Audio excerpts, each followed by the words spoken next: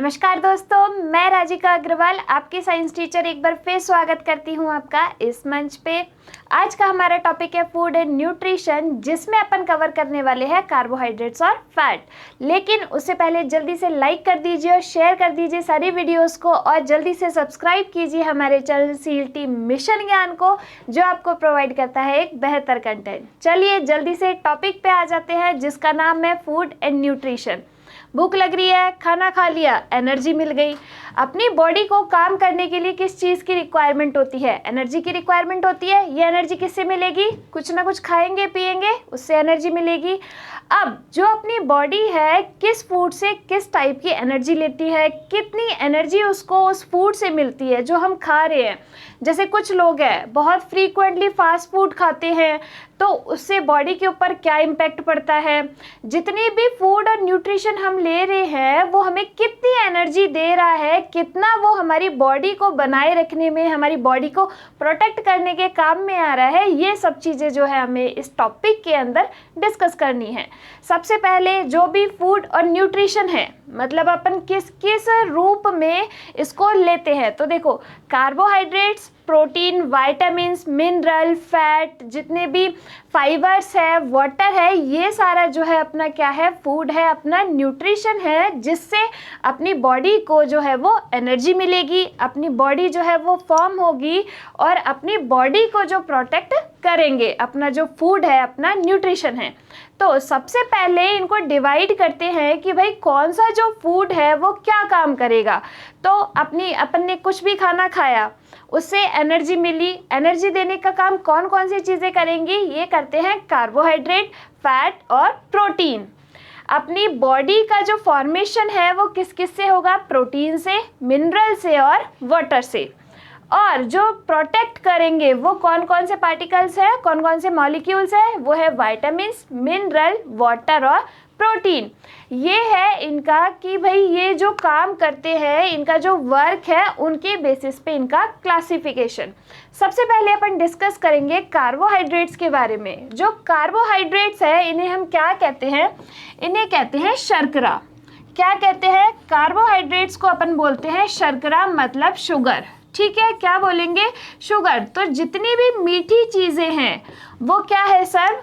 Carbohydrates है। क्या है? कार्बोहाइड्रेट्स है। मीठी जो चीज़ें हैं, जैसे हो गया चीनी, हो गया गन्ना, हो गया दूध, हो गया मिल्क, या फिर जितने भी ग्लूकोज वाले जो आइटम है, जो मीठी चीज़ें हैं, वो अपने सारे हो गए कार्बोहाइड्रेट्स। जैसे अब कार्बोहाइड्रेट जो है वो किससे मिलके बना है, क्या क्या जो मॉलिक्यूल्स है वो इसके अंदर प्रेजेंट होते हैं। तो देखो नाम से डिफाइन हो रहा है कार्बोहाइड्रेट। तो ये मिलके बने हैं कार्बन, हाइड्रोजन और ऑक्सीजन के मॉलिक्यूल से। क्या क्या है इसमें? कार्बन है, हाइड्रोजन है और ऑक्सीजन है। अब ये कितने रेशो में प्रेजेंट होते हैं? तो ये होते हैं 1:2:1। अब ये रेशो कैसे आया? तो अपन इसको एक एग्जाम्पल के थ्रू समझते हैं। जैसे मान लो अपन ने लिया ग्लूकोज। क्या लिया अपन ने लिया ग्लूकोज, जिसका फॉर्मूला क्या होता है? ग्लूकोज का फॉर्मूला होता है C6H12O6। क्या है? C6H12O6। अब देखिए इसमें कार्बन के कितने हैं? 6 मॉलिक्यूल। इसमें हाइड्रोजन के 12 और ऑक्सीजन के कितने हैं? 6 मॉलिक्यूल। 6 से डिवाइड करो तो कितना आया? 1:2:1। तो जो अपना कार्बोहाइड्रेट है उसमें कार्बन, हाइड्रोजन और जो ऑक्सीजन है वो किस रेशो में प्रेजेंट होंगे? 1:2:1 के रेशो में ये जो कार्बन, हाइड्रोजन और ऑक्सीजन है वो प्रेजेंट होते हैं। तो जो कार्बोहाइड्रेट से किससे मिलके बन गए अपने? CHO, मतलब कार्बन, हाइड्रोजन और ऑक्सीजन। ये लिया अपन ने ग्लूकोज का एग्जाम्पल। अब ग्लूकोज के अलावा और भी चीज़ें हैं जो अपने कार्बोहाइड्रेट्स है, जैसे सुक्रोज हो गया, माल्टोज हो गया, अपना गैलेक्टोज हो गया, अपने काइटिन, सेल्यूलोज, फ्रक्टोज। अब देखिए ग्लूकोज जो है वो किस किस के अंदर प्रेजेंट होता है? क्या आपको पता है ग्लूकोज किस किस के अंदर प्रेजेंट होता है? तो देखो जो ग्लूकोज अपना है वो पाया जाता है हनी के अंदर, मतलब शहद के अंदर, फ्रूट्स के अंदर, या फिर अपनी जैसे कॉर्न हो गई, मक्का जो है, उनके अंदर जो प्रेजेंट है, कौन सी शुगर प्रेजेंट है? वो अपनी प्रेजेंट है ग्लूकोज। कौन सी? ग्लूकोज। एग्जाम में जैसे क्वेश्चन पूछा जाता है इस टॉपिक से रिलेटेड किस टाइप के क्वेश्चन आते हैं, जैसे ग्लूकोज जो है मोनोसेकेराइड है, पॉलीसेकेराइड है, ये मोनो पॉली क्या होते हैं ये मैं अभी आपको बताऊंगी आगे। अब देखिए जो ग्लूकोज है किसके अंदर प्रेजेंट होते हैं? हनी, फ्रूट, कॉर्न, इनके अंदर जो ग्लूकोज शुगर है वो प्रेजेंट होती है। सुक्रोज जो है वो किसके अंदर प्रेजेंट होती है? सबसे पहले सुक्रोज को अपन कहते हैं टेबल शुगर। सुक्रोज को अपन क्या कहते हैं? Table sugar. क्या कहते हैं सुक्रोज को? लिख लो इसको कि टेबल शुगर किसको कहा जाता है? टेबल शुगर किसको कहा जाता है? सुक्रोज को जो है वो टेबल शुगर कहा जाता है। ये आपका एग्जाम में क्वेश्चन बन सकता है कि टेबल शुगर नाम से किसको जाना जाता है, तो अपन को क्या लगा के आना है आंसर? सुक्रोज। अब ये जो सुक्रोज है वो किसके अंदर प्रेजेंट होता है? तो ये जो शुगर हो गया, शुगर कैन हो गया, ठीक है, क्या हो गया? शुगर कैन मतलब गन्ना हो गया। इन सब के अंदर कौन सी कार्बोहाइड्रेट है या फिर कौन सी शुगर प्रेजेंट है? वो अपनी हो गई सुक्रोज।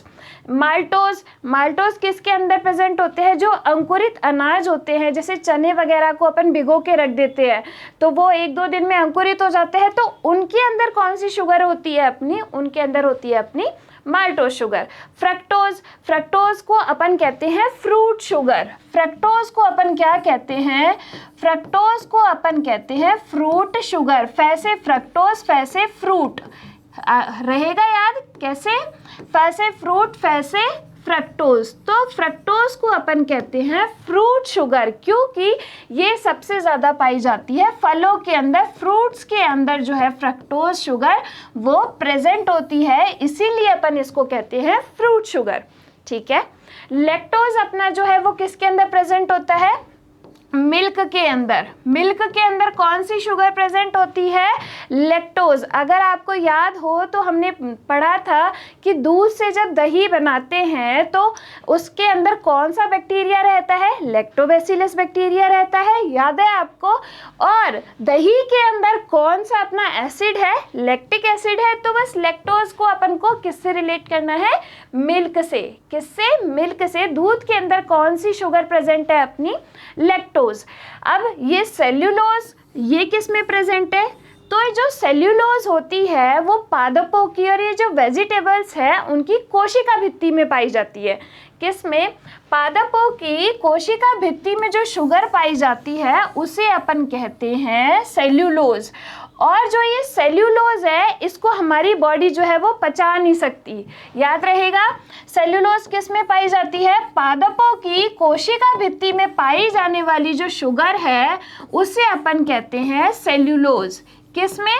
पादपों की कोशिका भित्ति में पाई जाने वाली शुगर अपनी है सेल्यूलोज, जिसको अपनी बॉडी जो है वो डाइजेस्ट नहीं कर सकती। अपनी बॉडी क्या है? इसको डाइजेस्ट नहीं कर सकती। अब स्टार्च को अपन कहते हैं मंड। क्या कहते हैं? स्टार्च को अपन मंड भी कहते हैं। ठीक है। इसको थोड़ा बहुत जो अपनी बॉडी है थोड़ा बहुत इसको पचा सकती है।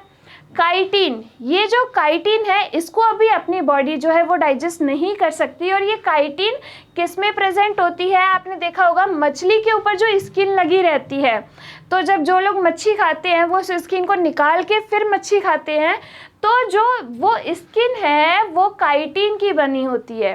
कौन सी? काइटिन की बनी होती है। तो वो उसको अपनी बॉडी जो है वो डाइजेस्ट नहीं कर पाती। तो आया आपको समझ में? कार्बोहाइड्रेट्स में जितनी शुगर है ये किस किस में प्रेजेंट है? अब देखिए 1 ग्राम कार्बोहाइड्रेट के अंदर कितने कैलोरीज जो है वो प्रेजेंट होती है। मतलब अगर अपन ने 1 ग्राम कार्बोहाइड्रेट लिया तो उससे अपन को कितनी एनर्जी मिलेगी? उससे अपन को मिलेगी 4.2 किलो कैलोरी एनर्जी जो है वो उससे मिलेगी। और एक दिन के लिए रिक्वायरमेंट कितनी होती है? अपन को 2500 किलो कैलोरी की रिक्वायरमेंट होती है एक पर्सन को एक दिन के लिए। तो अपन जो फूड इंटेक करते हैं अगर उसमें 20 से 22 ग्राम अपना कार्बोहाइड्रेट है तो वो इनफ है एक दिन के लिए। कितना? 20 से 22 ग्राम पर डे कार्बोहाइड्रेट जो है अपन को इनफ है अपनी डाइट में। ठीक है, आया समझ में? एक दिन के लिए रिक्वायरमेंट कितनी होगी? 2500 किलो कैलोरी होगी। ठीक है, 1 ग्राम कार्बोहाइड्रेट के अंदर कितने किलो कैलोरीज प्रेजेंट होती है? 4.2 किलो कैलोरीज। अब देखिए, जो अपन ने ग्लूकोज पढ़ा, सुक्रोज पढ़े, माल्टोज पढ़े, अब क्या ये सब चीज़ें एक जैसी हैं? क्या जितनी भी फूड हम इंटेक कर रहे हैं, जितनी भी शुगर अपन इंटेक कर रहे हैं, क्या उनके अंदर ये सारी चीज़ें प्रेजेंट है? क्या अपनी बॉडी इनका मेटाबॉलिज्म एक ही तरीके से करेगी? तो देखिए, इनमें जो ये शुगर जो है इनको अपन डिवाइड करते हैं 3 क्लासेस में, मोनोसैकेराइड, डाइसैकेराइड और पॉलीसैकेराइड। अब देखिए, मोनोसैकेराइड क्या है? मोनोसैकेराइड कहते हैं जिसमें एक शुगर मॉलिक्यूल होता है।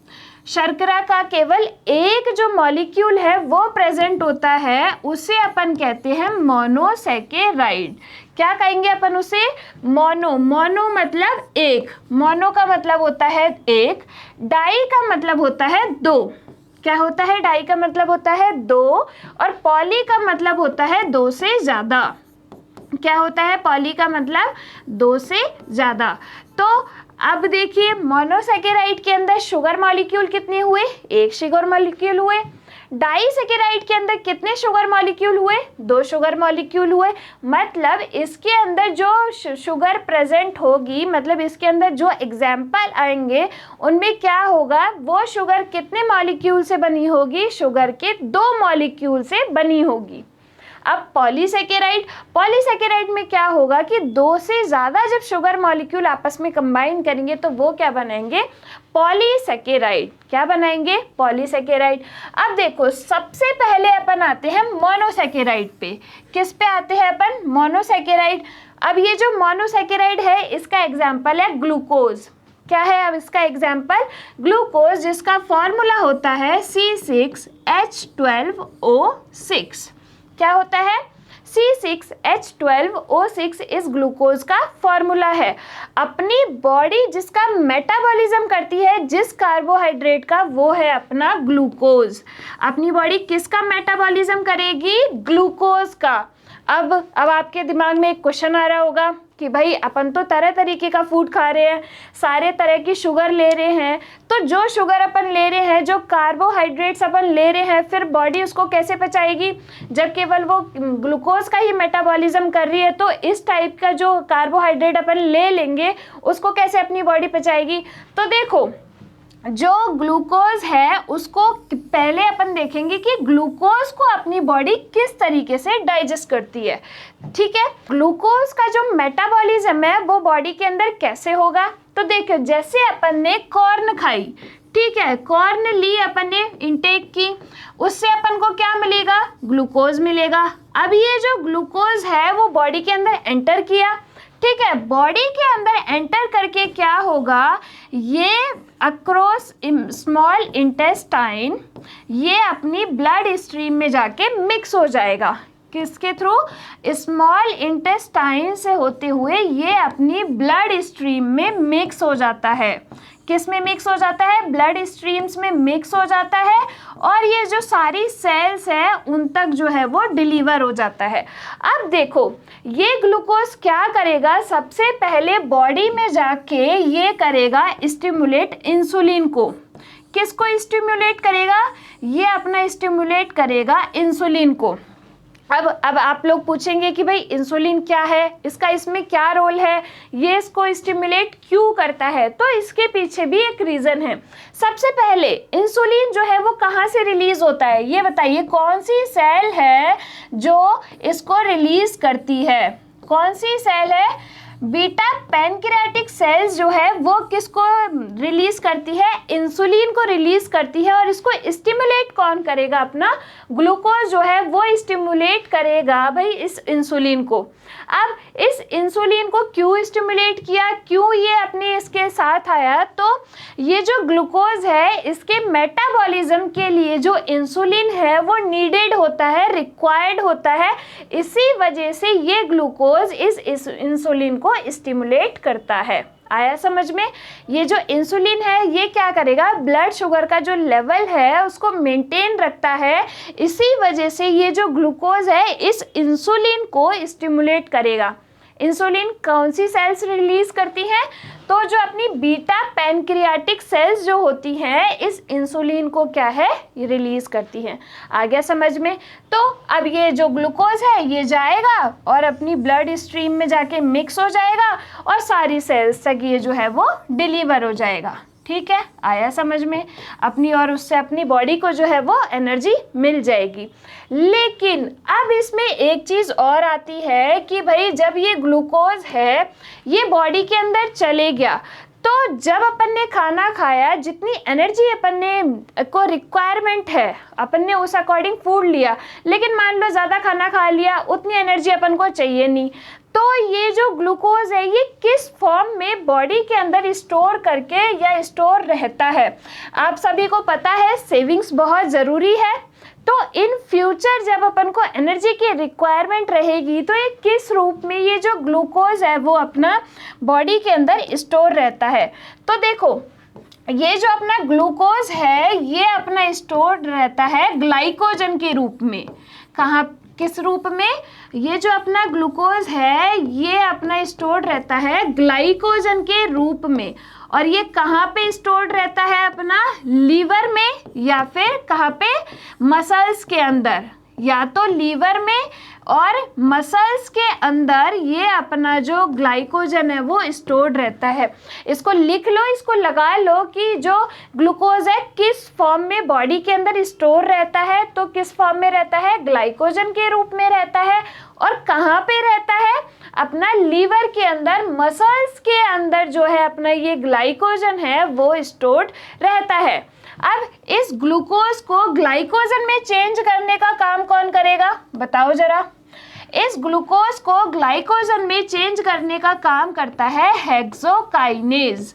कौन सा करेगा एंजाइम, ये हेक्सोकाइनेज एंजाइम जो है वो क्या करेगा, इस ग्लूकोज को ग्लाइकोजन में चेंज करने का काम करेगा। और ये ग्लाइकोजन स्टोरेज कहाँ रहेगा, अपना लीवर के अंदर रहेगा या फिर मसल्स के अंदर रहेगा। आ गया समझ में? ग्लूकोज का मेटाबॉलिज्म किस टाइप से होगा, आया कि नहीं आया? अब आपके दिमाग में क्वेश्चन आएगा कि हम हमेशा ग्लूकोज ही थोड़ी इंटेक करते हैं, उसके अलावा और भी शुगर जो है, जैसे अपन ने सुक्रोज है वो इंटेक कर ली, जैसे अपन ने माल्टोज इंटेक कर लिया, उस केस में क्या होगा, उसको बॉडी कैसे पचाएगी। तो देखो सुक्रोज, माल्टोज और जो लैक्टोज है वो अपने आते हैं डाइसैकेराइड के अंदर। किसके अंदर, डाइसैकेराइड के अंदर। अब डाइसैकेराइड क्या चीज़ है, जिसमें 2 शुगर मॉलिक्यूल हुए। तो देखो जो अपना सुक्रोज है वो किस किस से मिलके बना है, अपना सुक्रोज जो है वो किस किस से मिलके बना है, तो सुक्रोज अपना मिलके बना है एक ग्लूकोज के मॉलिक्यूल से और एक फ्रक्टोज के मॉलिक्यूल से। किससे, एक ग्लूकोज के मॉलिक्यूल से और एक फ्रक्टोज का मॉलिक्यूल मिलके कौन सी शुगर बनाते हैं, अपनी सुक्रोज बनाते हैं। कौन सी बनाते हैं, सुक्रोज। कौन कौन मिलके बनाते हैं, ग्लूकोज और फ्रक्टोज मिलके अपनी सुक्रोज शुगर बनाते हैं। अब देखो ग्लूकोज का जो अपना मेटाबॉलिज्म है वो तो नॉर्मल तरीके से हो जाएगा, ठीक है, जिस तरीके से मैंने आपको अभी बताया कि भाई जाएगा स्मॉल इंटेस्टाइन के थ्रू और जो ब्लड स्ट्रीम में जाके है वो मिक्स हो जाएगा, ठीक है।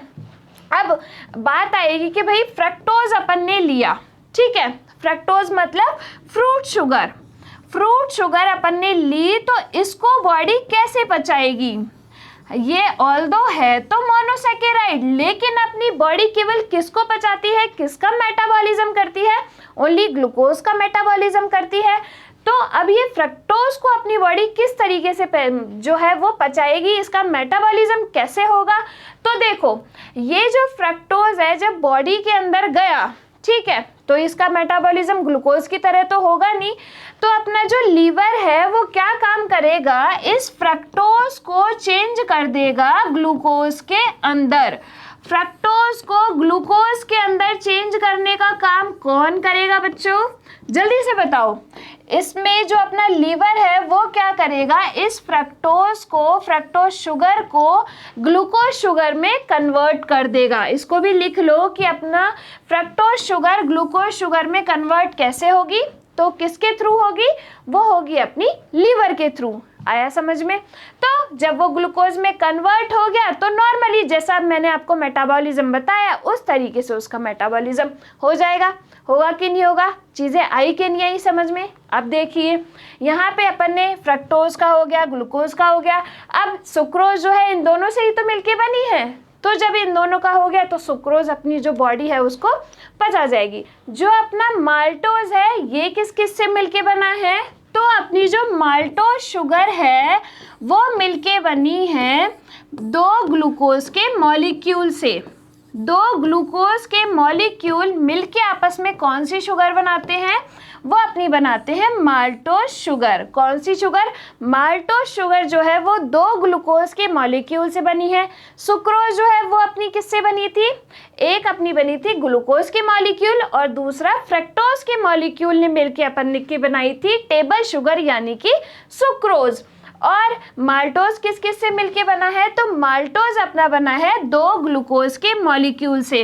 अब इनका जो माल्टोज है दो उसमें कन्वर्ट हो जाएगा, बॉडी के अंदर जाएगा, डाइसैकेराइड के फॉर्म में जाएगा, लेकिन डाइसैकेराइड के फॉर्म में जाके अंदर जाके जो कॉम्प्लेक्स मॉलिक्यूल है जो एंजाइम्स के थ्रू सिंपल मॉलिक्यूल्स में चेंज हो जाएगा। सिंपल मॉलिक्यूल्स में चेंज होने के बाद इनका जो मेटाबॉलिज्म है सेम उसी तरीके से हो जाएगा। आ गया समझ में।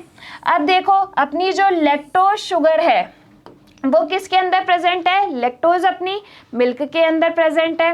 और जो लैक्टोज है वो किस किस से मिलके बना है, तो अपना जो लैक्टोज शुगर है वो अपनी मिलके बनी होती है एक ग्लूकोज के मॉलिक्यूल से और एक गैलेक्टोज के मॉलिक्यूल से। एक ग्लूकोज के मॉलिक्यूल से और एक गैलेक्टोज का मॉलिक्यूल मिलके अपनी कौन सी शुगर बनाते हैं, वो अपनी बनाते हैं लैक्टोज, जो किसके अंदर प्रेजेंट होती है, मिल्क के अंदर। किसके अंदर, मिल्क के अंदर। आ गया आप लोगों को समझ में। इसके अंदर कुछ चीज़ें अपन को याद करने वाली क्या है कि जो ग्लूकोज है किस फॉर्म में स्टोरेज रहता है, ग्लाइकोजन के फॉर्म में स्टोरेज रहता है। ठीक है, कहाँ रहता है, लीवर और मसल्स के अंदर। ठीक है, जो अपना फ्रक्टोज है उसको ग्लूकोज में चेंज करने का काम कौन करता है, अपना लीवर करता है। ठीक है, जो सुक्रोज है उसको अपन क्या कहते हैं, टेबल शुगर कहते हैं। फ्रक्टोज है उसको क्या कहते हैं, फ्रूट शुगर कहते हैं। याद रहेगा। मिल्क के अंदर कौन सी शुगर प्रेजेंट है, लैक्टोज शुगर प्रेजेंट है। अब देखिए जो पॉलीसेकेराइड है उसके अंदर क्या क्या आएंगे, सेल्यूलोज आएगा। मैंने आपको बताया सेल्यूलोज कहाँ प्रेजेंट होता है, सेल्यूलोज प्रेजेंट होता है पादपों की, सब्जियों की जो कोशिका भित्ति है उसके अंदर ये जो सेल्यूलोज है वो अपना प्रेजेंट होता है, जिसको अपनी बॉडी जो है वो पचा नहीं सकती। आ गया समझ में। ये जो काइटिन है जैसे फिश वगैरह हो गई, इनके ऊपर जो स्किन होती है वो किसकी बनी होती है, काइटिन की बनी होती है। तभी लोग मछली खाने से पहले उसकी जो पूरी स्किन है उसको निकालते हैं, उसको उतारते हैं, तभी फिश को पकाते हैं। तो आया आपको कार्बोहाइड्रेट का क्लासिफिकेशन समझ में।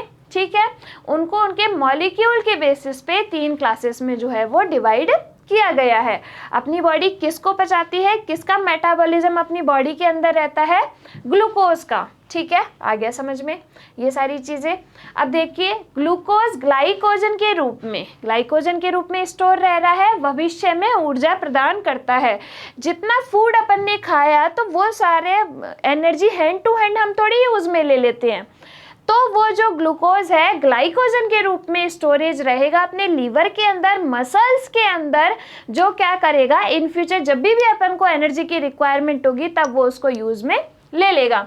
सेल्यूलोज फल तथा सब्जियों की कोशिका भित्ति में पाया जाता है, जो मानव शरीर के द्वारा अपना पचाया नहीं जा सकता। एक तरीके से ये फाइबर है। क्या है ये? फाइबर है, जो अपनी बॉडी है वो उसको डाइजेस्ट नहीं कर सकती। ग्लूकोज की कमी से कार्य क्षमता में कमी। आपने देखा होगा कि जब बॉडी अपनी एनर्जेटिक नहीं रहती, कभी कभी अपन को फील होता है कि अपनी बॉडी जो है वो काम नहीं कर पा रही है, अपन ठीक से खड़े भी नहीं रह पा रहे हैं। तो उस केस में क्या होता है, अपन ग्लूकोज की जो ड्रिप है उसको लगवाते हैं, ग्लूकोज की बोतल चढ़वाते हैं और ग्लूकोज घोल के पी जाते हैं। उससे क्या होता है, जो ग्लूकोज की डेफिशिएंसी हो रही है वो ठीक हो जाती है, मतलब ग्लूकोज की मात्रा जो है वो सही हो जाती है। तो इस वजह से जब ग्लूकोज की कमी हो गई तो ऑब्वियस सी बात है इंसान काम ही नहीं करेगा। उसको जब कार्बोहाइड्रेट्स ही नहीं मिलेगा तो एनर्जी नहीं रहेगी बॉडी के अंदर, तो वो काम कैसे करेगा। आ गया समझ में कार्बोहाइड्रेट्स क्या चीज़ है।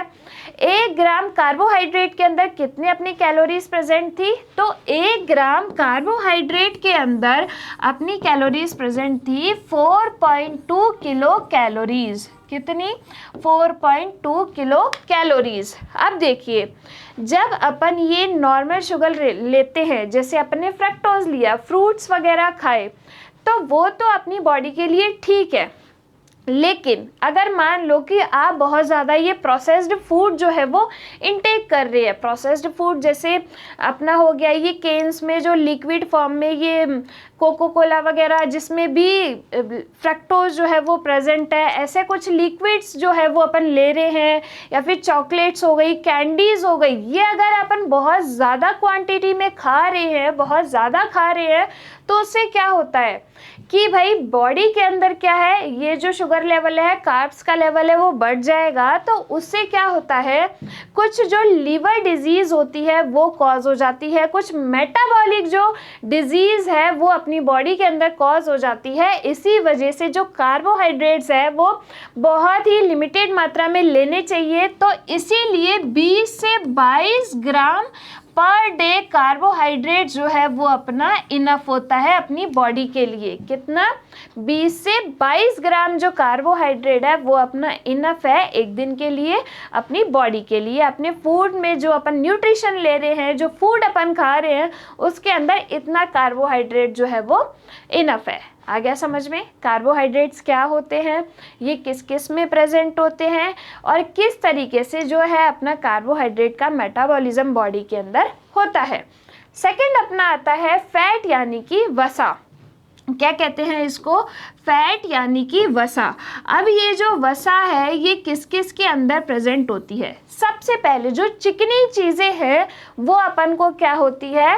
फैट देती है। क्या देती है? फैट देती है। कौन सी चीज़ें? चिकनी चीज़ें, जैसे ऑयल हो गया, फिश हो गया, एग हो गया, ये जितना भी फास्ट फूड अपन बाहर खाते हैं, तो ये जो है वो अपना क्या हो गया? सारी फैट हो गई। इस ज़्यादा खाने से इंसान जो है वो मोटा हो जाता है, हट्टा कट्टा एकदम। तो जो फैट है वो क्या करती है? अपन को कार्बोहाइड्रेट से भी ज़्यादा एनर्जी जो है वो देती है। 1 ग्राम कार्बोहाइड्रेट ने कितनी एनर्जी दी अपन को? 4.2 किलो कैलोरी। ठीक है, 1 ग्राम फैट जो है वो अपन को कितनी एनर्जी देगी? ये अपन को देगी 9.3 किलो कैलोरी। कितनी देगी? 9.3 किलो कैलोरी जो है 1 ग्राम फैट के अंदर जो है वो प्रेजेंट होती है। इसी वजह से इन फैट को अपन कहते हैं, इन वसा को अपन कहते हैं सेंटर ऑफ एनर्जी, यानी कि ऊर्जा के केंद्र। सबसे ज़्यादा एनर्जी कौन देता है? फैट देते हैं। तभी तो आपने देखा होगा फास्ट फूड खाया कि बस इंसान जो है इधर उधर फिरने का काम करता है। ठीक है, क्योंकि उसके अंदर एनर्जी आ जाती है। जितनी भी चिकनी चीज़ें हैं सबसे ज़्यादा एनर्जी देने का काम करेगी। लेकिन अगर आपने उसको एक क्वांटिटी से ज़्यादा खाया तो जो इंसान वो है बढ़िया एकदम मोटा हो जाता है, उससे चला फिरा भी नहीं जाता। ठीक है, तो किस किस के अंदर, जैसे फिश हो गया, एग हो गया, इन सब के अंदर, फास्ट फूड के अंदर अपने जो ड्राई फ्रूट्स हैं जैसे अखरोट हो गया, काजू हो गया, इन सब के अंदर जो है अपना फैट जो है वो प्रेजेंट होती है।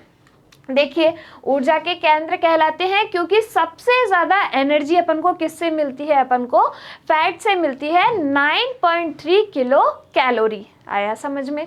वसा का संश्लेषण माइटोकॉन्ड्रिया में होता है। जैसे कि आपको पता है पावर हाउस ऑफ सेल अपन किसको कहते हैं? माइटोकॉन्ड्रिया को कहते हैं। कोशिका का शक्ति गृह अपन किसको कहते हैं? माइटोकॉन्ड्रिया को कहते हैं। तो इसी वजह से ये जो फैट है इसका सिंथेसिस कहाँ पे होगा अपना? कोशिका का शक्ति गृह किसे कहते हैं अपन? पावर हाउस ऑफ सेल किसे कहते हैं? माइटोकॉन्ड्रिया को कहते हैं। तो इस वजह से फैट का सिंथेसिस कहाँ होगा? कोशिका का शक्ति गृह यानी कि माइटोकॉन्ड्रिया के अंदर। आ गया समझ में। इसके एग्जाम्पल्स अपन क्या क्या ले सकते हैं? तो देखो, सरसों, मूंगफली, तिल, नारियल, ड्राई फ्रूट्स आ गए अपने, काजू, अखरोट। ये तो हो गई अपने प्लांट से प्राप्त जो अपन को फैट। अब जीव जंतुओं से, जैसे दूध हो गया, अंडा हो गया, मांस हो गया, मच्छी हो गया, मक्खन हो गया, ये सब क्या है? ये जंतुओं से, एनिमल से प्राप्त होने वाली चीज़ें हैं। तो एनिमल से अपन को कौन कौन सी फैट मिलती है? दूध, अंडा, मांस, मक्खन वगैरह हो गया। चिकनी चीज़ें जो है उनके अंदर जो अपना फैट जो है वो प्रेजेंट होती है। अब फैट के काम क्या क्या है? खा तो लिया अपन ने, ये अपन को क्या क्या करेगा? सबसे पहले सबसे ज़्यादा एनर्जी जो अपन को कौन देगा? वो फैट ही देगा। ठीक है, तो सर्वाधिक ऊर्जा जो स्रोत हो गया अपन का, कौन हो गया? फैट हो गया, क्योंकि 1 ग्राम फैट के अंदर अपन को मिल जाएगी 9.3 किलो कैलोरी। कितनी? 9.3 किलो कैलोरी। सबसे ज़्यादा अपन को जो एनर्जी मिलती है वो अपन को मिलती है फैट से, मतलब वसा से। उससे कम जो एनर्जी मिलती है वो अपन को मिलती है कार्बोहाइड्रेट से। ठीक है, किससे मिलती है? कार्बोहाइड्रेट से। और कार्बोहाइड्रेट से जो है कम एनर्जी वो मिलती है अपन को प्रोटीन से। किससे मिलती है? प्रोटीन से, जो कि अपन का नेक्स्ट टॉपिक है। ये दोनों अपन ने कवर कर लिए, फैट अपन ने कवर कर ली, कार्ब्स अपन ने कवर कर लिए, प्रोटीन जो है वो अपन कवर करेंगे नेक्स्ट क्लास के अंदर। अब देखिए, फैट जो है और उसके क्या काम है? फूड है, जैसे फास्ट फूड अपन ने खाया, बढ़िया लगता है खाने में, तो बस आहार को, जो अपना फूड अपन ले रहे हैं, जो अपन न्यूट्रिशन ले रहे हैं, उसको बढ़िया एकदम टेस्टी बनाने का काम कौन करेगा? ये फैट वाली जो चीज़ें हैं वही उसको टेस्टी बनाएगी। तो ये क्या करते हैं? आहार को रुचिकर बनाते हैं। अब आपने देखा होगा कि जो मोटे आदमी होते हैं, मोटे जो लोग होते हैं, उनमें मुक्के माइटोकॉन्ड्रिया के से क्या अंदर उनकी होगा। कम लगती है एज कम्पेयर टू जो पतले लोग होते हैं उनसे। तो मुक्के मारने का काम अपन किसको ज़्यादा कर सकते हैं? मोटे लोगों को। मोटे लोगों को मारो, उनको कम लगेगी, क्योंकि उनके अंदर जो फैट है वो साइड से निकली रहती है। जो फैट क्या करती है? उनको प्रोटेक्ट करने का काम करती है, उनको सुरक्षा प्रदान करने का काम करती है। तो क्या आ जाएगा? मुख्य अंगों को बाह्य आघातों से बचाना। एक्सटर्नल फैक्टर से जो प्रोटेक्ट करेगी वो कौन करेगी? फैट करेगी। ठीक है, आगे समझ में। वसा के क्या क्या कार्य हैं? सर्वाधिक जो एनर्जी देगी सबसे ज़्यादा वो कौन देगी? फैट देगी। 1 ग्राम फैट के अंदर 9.3 किलो कैलोरीज जो है वो प्रेजेंट होती है। ठीक है, अब देखिए, शरीर में जब अपन ने ग्लूकोज की कमी की थी तो अपनी कार्य क्षमता में कमी आ गई थी। अब देखो कि जब अपन के बॉडी के अंदर फैट जो है वो कम होगा तो शरीर में क्या आ जाएगी? कमजोरी आ जाएगी अधिकता से। और बहुत ज़्यादा एक्सेस में अगर अपन फैट जो है वो इनटेक कर रहे हैं तो उससे क्या होगा? अपना मोटापा जाएगा, आदमी एकदम फैल जाएगा। ठीक है, और जो हार्ट की बीमारी है, हार्ट रिलेटेड डिजीज़ जो है वो कुछ बॉडी के अंदर होने लग जाती है। तो इसीलिए कम खाइए, अच्छा खाइए। ठीक है, तो आज हमने कवर करा कार्बोहाइड्रेट्स और फैट, जिसमें कार्बोहाइड्रेट में अपन ने क्या देखा? मोनोसैकेराइड, डाइसैकेराइड और पॉलीसैकेराइड। मोनो मतलब 1 शुगर मॉलिक्यूल, डाई मतलब 2 शुगर मॉलिक्यूल और पॉली मतलब 2 से ज़्यादा शुगर मॉलिक्यूल। ठीक है, जितनी भी मीठी चीज़ें हैं किसके अंदर आएगी? कार्बोहाइड्रेट के अंदर आएगी। ग्लूकोज हो गया, सुक्रोज हो गया, जिसे अपन ने क्या कहा था? टेबल शुगर कहा था। फ्रक्टोज जो है उसे अपन ने क्या कहा था? फ्रक्टोज को अपन ने कहा था फ्रूट शुगर। फैसे फ्रूट, फैसे फ्रक्टोज। जो सबसे ज़्यादा मीठी शुगर है वो कौन सी है? सबसे ज़्यादा मीठी शुगर होती है अपनी फ्रक्टोज। कौन सी होती है सबसे ज़्यादा मीठी? फ्रक्टोज। फिर फ्रक्टोज से कम कौन सी शुगर होती है? फ्रक्टोज से कम होती है अपनी सुक्रोज। कौन सी होती है? सुक्रोज होती है। और सुक्रोज से कम मीठी अपनी कौन सी होती है? ग्लूकोज। कौन सी होती है? ग्लूकोज। ये इनके मीठा होने का क्रम है। सबसे ज़्यादा मीठी शुगर कौन सी है? फ्रक्टोज, फिर सुक्रोज और फिर ग्लूकोज। ठीक है। लैक्टोज किसके अंदर प्रेजेंट है? मिल्क के अंदर कौन सी शुगर प्रेजेंट है? लैक्टोज। आया समझ में आप लोगों को कैसे इसका मेटाबॉलिज्म होता है? जो ग्लूकोज है किस फॉर्म में संचित रहता है? तो वो अपना संचित रहता है ग्लाइकोजन के फॉर्म में। ठीक है। कहाँ रहता है स्टोर्ड? लीवर और मसल्स के अंदर स्टोर्ड रहता है। जो अपना ग्लूकोज है किस फॉर्म में रहता है? ग्लाइकोजन के फॉर्म में स्टोर्ड रहता है। अब जो लीवर है फ्रक्टोज को चेंज करती है ग्लूकोज के अंदर। ठीक है। ये सारे अपन देखे कार्बोहाइड्रेट्स के अंदर। फैट के अंदर अपन ने क्या देखा? जितनी भी चिकनी चीज़ें हैं वो अपनी आ जाएगी वसा के अंदर। फैट के अंदर 1 ग्राम फैट के अंदर कितनी किलो कैलोरीज होती है? तो वो होती है अपनी 9.3 किलो कैलोरीज जो है वो अपनी फैट के अंदर प्रेजेंट होती है। आ गया समझ में? ये अपन ने आज कवर करे कार्बोहाइड्रेट्स और फैट। अगली क्लास में हम देखेंगे प्रोटीन। जब तक के लिए खुश रहिए और स्वस्थ रहिए, पढ़ते रहिए। धन्यवाद।